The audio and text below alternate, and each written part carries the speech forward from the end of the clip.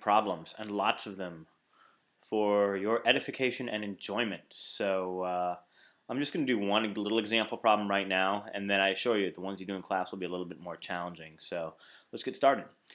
So we have a car, and these problems, I'm just going to tell you right now, they're like completely artificial. Like, we make them up, and like, if you sit around and think about, well, the car has, like look at this one here. It says a car moves due east for 40 meters for 5 seconds, and then it stops for 5 seconds, and it goes backwards for 3 seconds, returning to a point 10 meters east of home.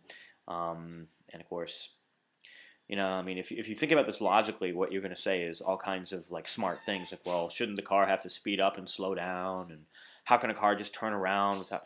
We're going to ignore all of that. Like, do not think about that right now. This is kind of a model of reality that assumes everything's moving at constant velocity, which of course is really a bad model. And we're going to improve on it later on when we get to acceleration. But you're kind of taking baby steps in physics, so we don't want to burden you with too many details right now. So just kind of go with it, and more will sort of become clear as we keep working on this. And then we're supposed to calculate the average speed and the average distance that it travels. So let's just do that. So the average distance, well, so we're going to go from some x naught all the way out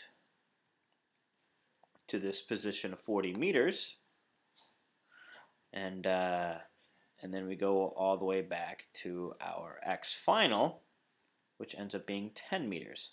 So what that means is that we travel 40 meters out plus another 30 meters back, so we travel a total distance of 70 meters. So distance is what you care about when you're driving, because that's you're going to use 70 meters worth of gas, and that's really what matters.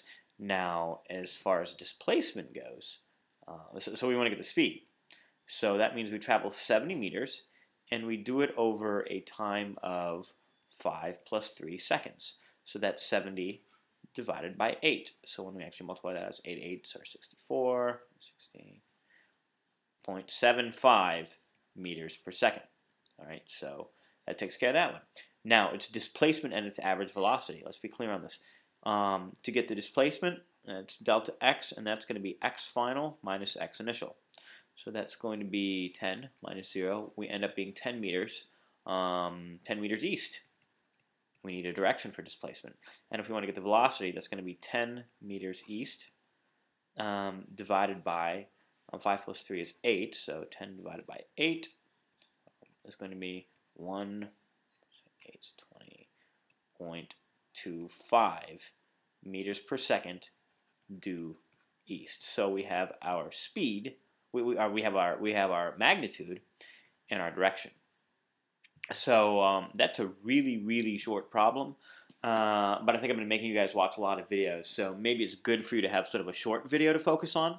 And in the very last video of the week, what we're going to have you do, we have an exam next week.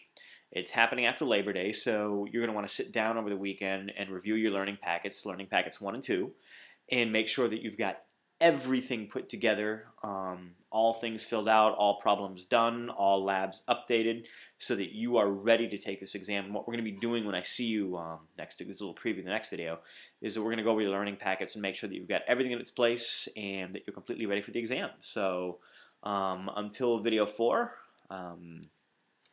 take care, study hard.